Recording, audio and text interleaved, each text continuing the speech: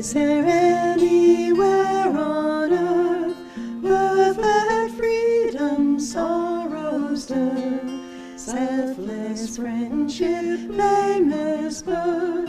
Cherish these, naught else has worth. Is there anywhere on earth perfect freedom, sorrow's dearth, selfless friendship, blameless birth? Cherish these, naught else has worth. Is there anywhere on earth perfect freedom, sorrow's dearth, selfless friendship, blameless birth? Cherish these, naught else has worth.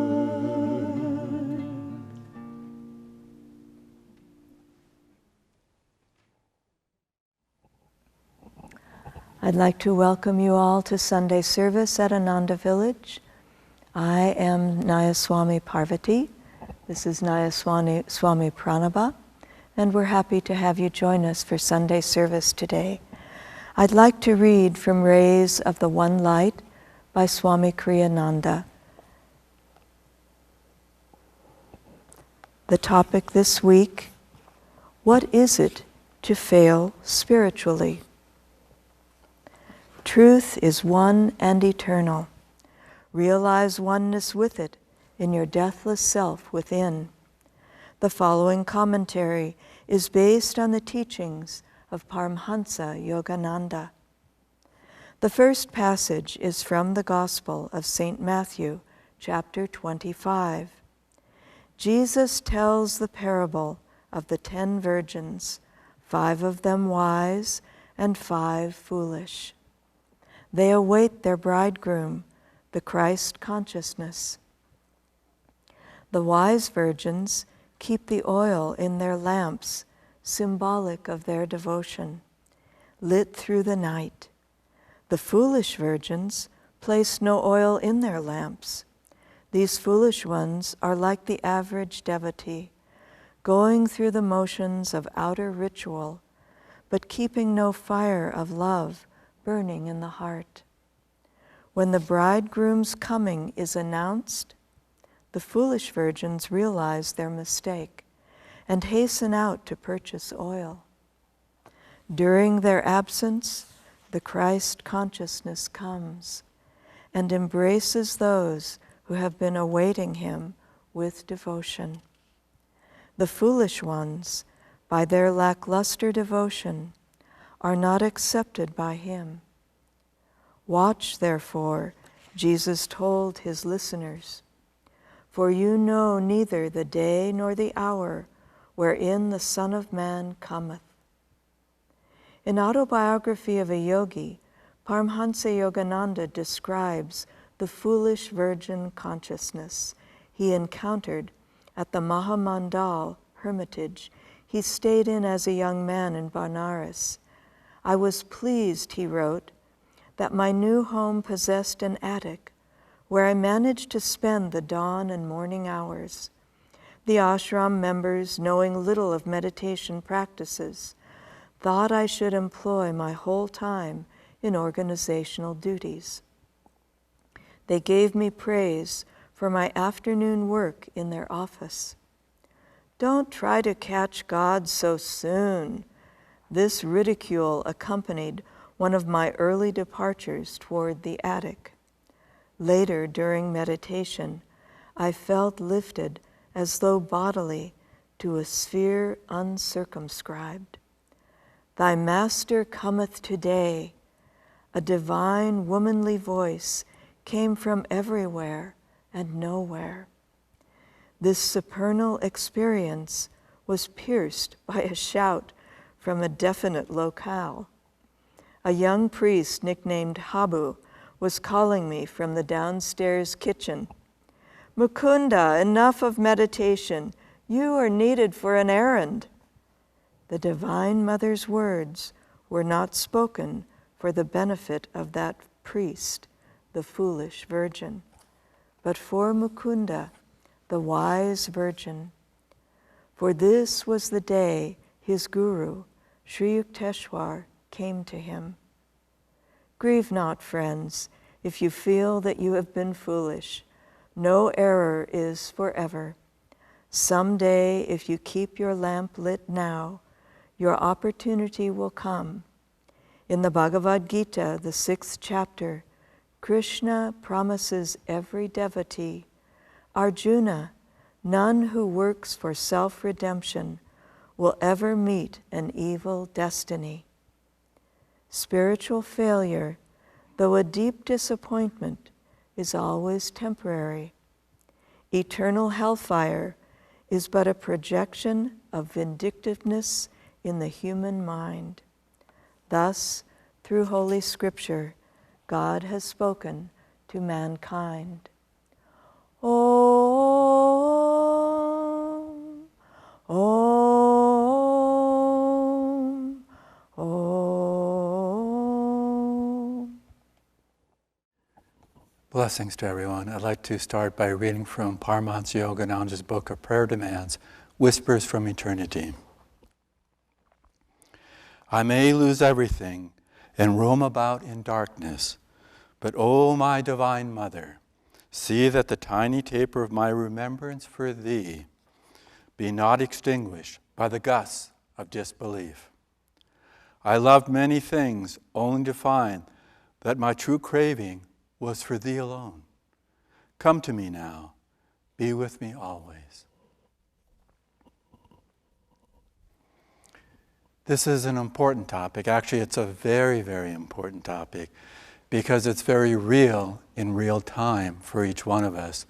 This idea of fearing the failures that will overcome us. Prior to this little brief quote from the Bhagavad Gita with Krishna speaking to Arjuna, Arjuna asks Krishna in a very pleading way, in a sense, desperate way, reflecting our own calls to the divine. He asked Krishna, is there some way to overcome the challenges that seem to just capsize me in my efforts to grow spiritually? And Krishna's response, more than just the 2 lines that Parvati read from the rays of the same light, rays of the one light, that it goes on for 12 slokas, 12 verses is Krishna's response. And it's very thorough. It's because this is very important to us to deal with this world of duality, this world of Maya, and what we make of it, what we do with the challenges that come. Because perhaps like me, you've at times at the end of the day done what Yogananda and Swami Kriyananda have emphasized, to take the time to introspect over the day, to see how things went on the battlefield of life today. And there are times when perhaps there were errors on our part, there were mistakes in our parts, there were abject failures on our part, when we really did something, said something, had an attitude that was not in the right way, that wasn't expansive and open.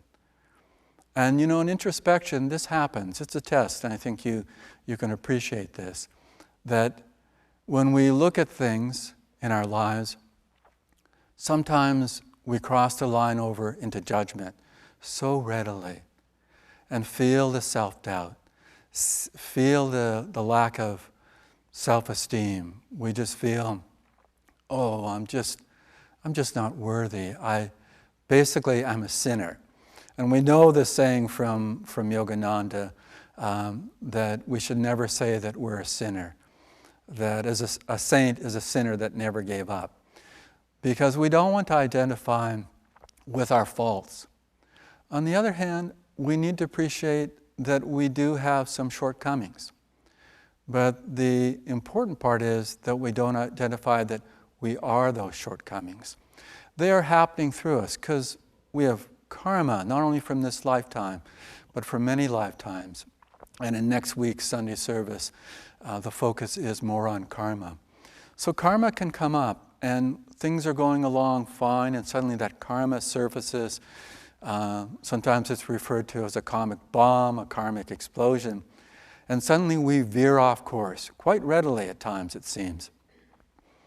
But remember, until we are freed while living, which is known in Sanskrit as the term being a jivan mukta, we always have the possibility of the ego that is still with us drawing on the tendencies of that past karma and those decisions that have taken us off course before. There's a tendency, a momentum that will be there. And really, as devotees on this path, we can view those challenges, those tendencies that come up from past karma as the way out of those tendencies, rather than being trapped by them. Now, there are times when we're going to get trapped by those tendencies. We've felt that, we've seen that, we've experienced that in our lives. So we know that's real. It's in real time for us at different points in our lives. But the sooner we can just say, this happened through me, and I appreciate the lessons I need to learn from it, I understand from this challenge that I can grow, then we rob that karmic tendency, that momentum that is there from the past, of its energy.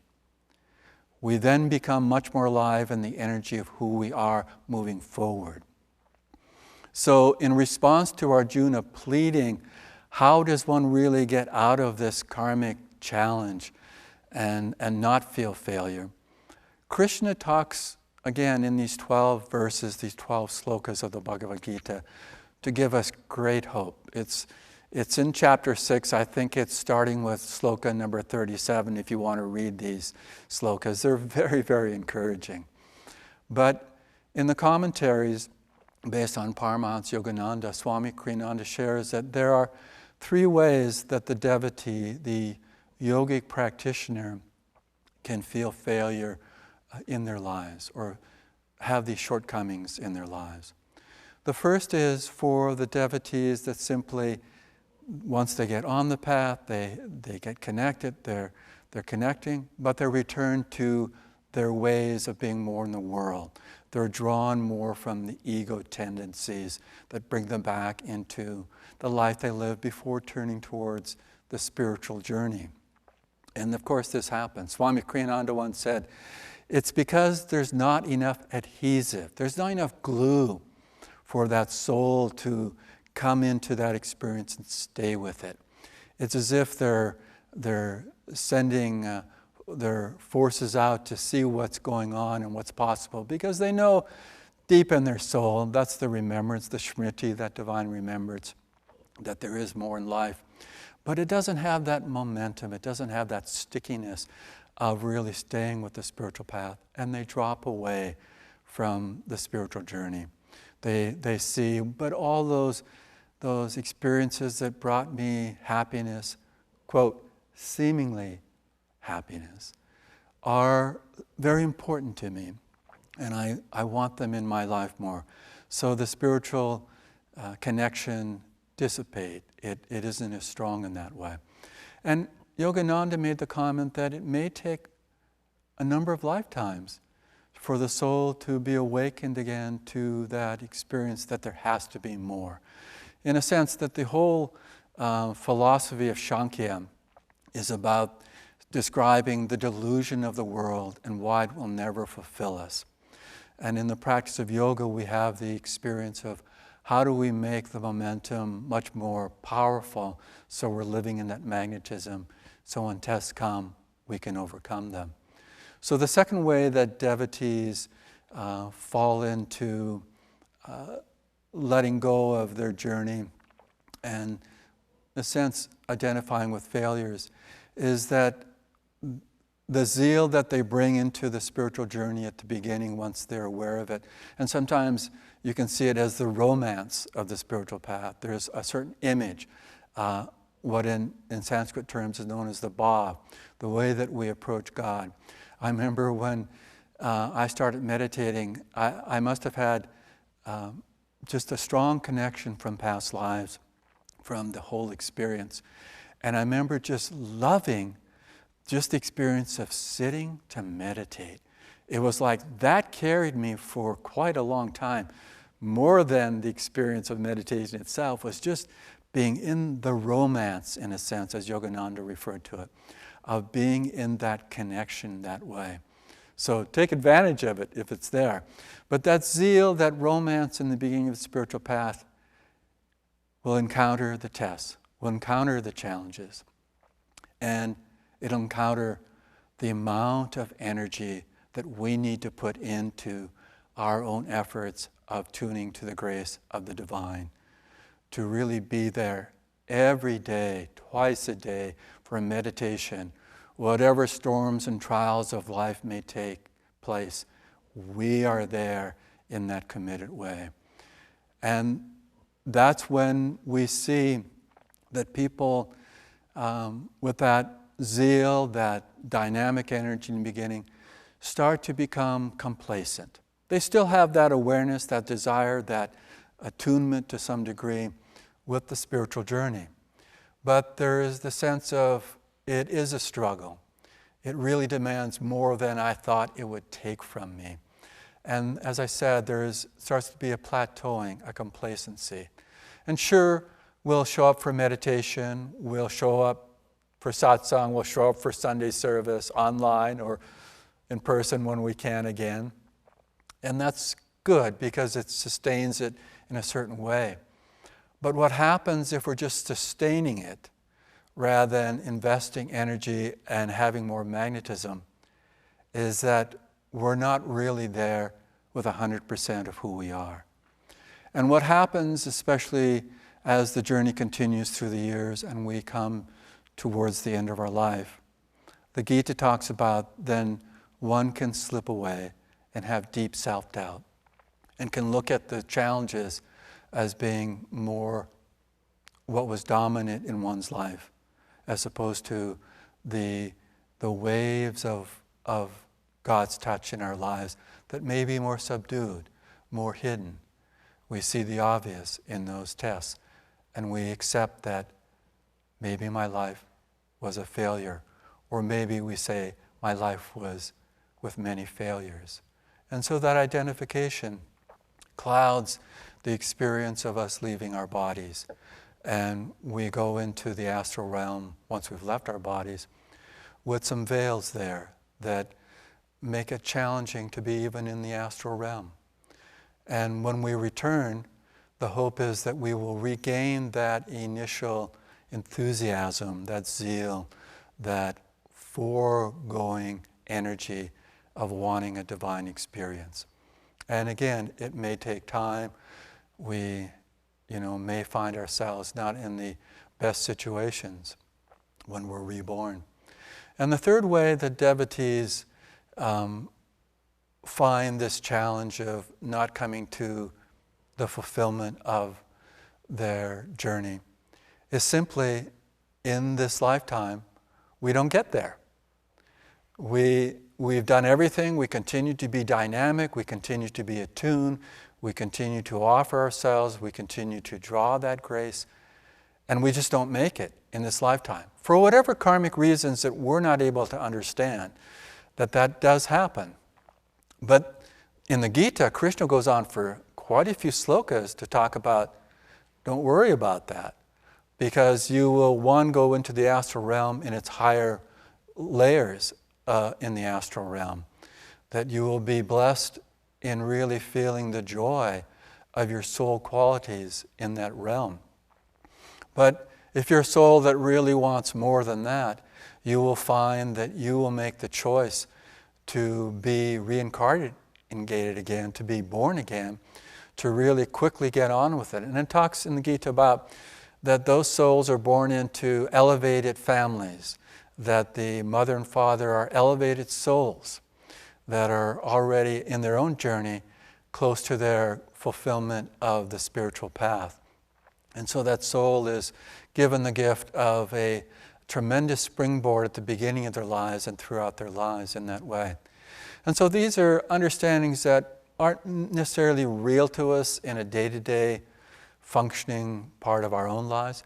But it's good to understand that the scriptures, the Bhagavad Gita, pays attention to them in a lengthy way, just to give us an orientation. Because what we really want to do, and if we look at that second way that's described, where that maybe we start off in a lifetime with a zeal and an intense energy and the romance of appreciating that, wow, I really desire a guru, I really want to meditate, that what we want to tune into is similar to the parables of the 10 virgins. We want to keep our lamps full of oil and burning. When I was a teenager, I was into music a whole lot. I worked in a record store. I was a DJ for our FM station at my university. And so I got into the realm of music in a extended way. And one of the things I really got into was the blues, the traditional blues from this country, the United States. And one of the songs that I remember just the title of, and not so much even the song, but it was called "Keep Your Lamps Trimmed and Burning." And so it was probably an old gospel that they had energized in a more rock blues way. But I always remember thinking about that when I first got into meditation, that I thought it must be, I knew it was from the Bible, but I thought it must be something more than obviously, the outward part of it. And when I tuned into the deeper understandings of the scriptures from Paramahansa Yogananda, then obviously it became real to me that it had to be this thing about that the oil is devotion. And devotion is going to be that when the consciousness of the divine is ready to come into us, we need to have devotion. We need to have that attunement. We need to have that openness. And I've come across various people over the years that have said to me that they really do tune into devotion, but they feel that the techniques don't really fit into that. They feel that they kind of obstruct or diminish their devotion because they're focusing on these scientific techniques. And the point is that no, the oil that we need to have is throughout the day in every moment, in every endeavor. And the meditation techniques, surely they are scientific. We know that. They will produce results. But as Yogananda said about the Kriya Yoga technique, he said, Kriya Yoga and devotion are like mathematics. They cannot fail. The devotion is important in the techniques because they allow us to really bring a deeper experience. They allow us to have attunement. They allow us to get past just the stuff part of the spiritual journey into the inner experience itself. But that devotion can be applied throughout the day. It shouldn't be that, I have my period of devotion. Granted, we may have periods throughout the day during our sadhanas, our spiritual practices, where we focus that devotion in a more highlighted, more magnetic way. But we should be able to magnetize that devotion at all times. One of the things that I've found over the years is focusing on magnetizing devotion in my sleep. Now, the way I do that, of course, is before I go to sleep, before I lie down and go to sleep, I take at least a few moments, if not longer, to feel that devotion. To feel that I am opening up to that devotion and offering it into my sleep, into my dreams. And then I lie down and I mentally chant, Om Guru, Om Guru, Om Guru. And I just feel my heart lightened and much more attuned with that devotion. That's very real. If we can always find in the little ways throughout the brief moments of every day an approach that allows that devotion to be real in the way that we're real with devotion. Meaning that some people may display their devotion more, other people may have it more reserved within. That's up to each one of us to tune into what that would be for us to really grow by and live by. Because there are going to be tests, and seemingly from a certain perspective, we will feel that we've failed. But rather than identifying that we've failed, as Swami Kriyananda wrote in the Raja Yoga course, to shift that into, I simply haven't succeeded yet. When we attune ourselves in that way and know that that's real, then that promise from Krishna to Arjuna, which is really the divine's promise to each one of us, that no effort on our part to grow spiritually will ever find an evil result. And as Yogananda said, that if you continue to make an effort, God will never let you down. Even if we're not able to appreciate, to recognize, to understand that God is there, it will be there. What we need to do is just keep our part happening. And that's opening up to trust that things may happen in a way that we're just not going to be completely aware of. And this is where the concept in the Bhagavad Gita of Nishkam Karma. Nishkam Karma is the understanding of action without the desire for the fruits of action. And this applies to our spiritual path, to the meditations that we have, that we meditate without the attachment to the fruits of our meditation.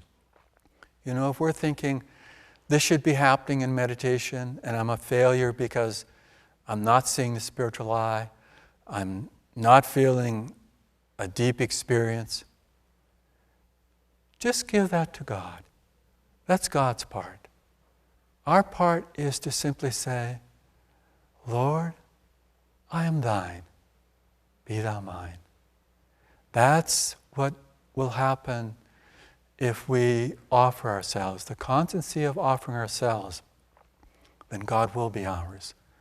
And we will know that every effort will be helping to magnetize that experience as very real. So don't let the failures that you are aware of be the identity you have of your life as a devotee. Respect and appreciate that there are opportunities to grow from, that we can understand that, gosh, yeah, maybe if I change the way I approach this person, then I wouldn't get caught by that dynamic of emotional exchange. But feel within that you have, in a sense, the cleanliness of God's purity within your own self. And just feel like when you step out from a shower after you've been having a sweaty day or something like that, you just feel that refreshment. Feel that always in your prayers, in your meditation, in your affirmations, and in your willingness and openness, that you're offering yourself and feeling that refreshment, that refinement, that touch of divine grace beyond all else that happens. That will be there, and it will integrate into every moment and every experience of your life. Let's take a moment of meditation. Door of my heart, open wide I keep for thee. Door of my heart, open wide I keep for thee. Wilt thou come, just for once come to me? Wilt thou come, just for once come to me? Will my days fly away without seeing thee, my Lord? Will my days fly away without seeing thee, my Lord? Night and day,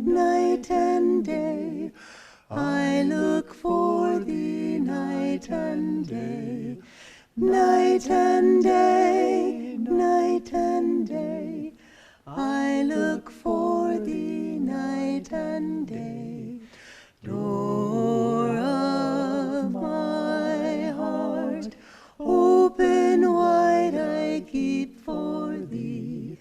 Door of my heart, open wide I keep for thee. Wilt thou come, just for once come to me? Wilt thou come, just for once come to me? Will my days fly away without seeing thee, my Lord? Will my days fly away without seeing thee, my Lord? Night and day, I look for thee night and day, night and day.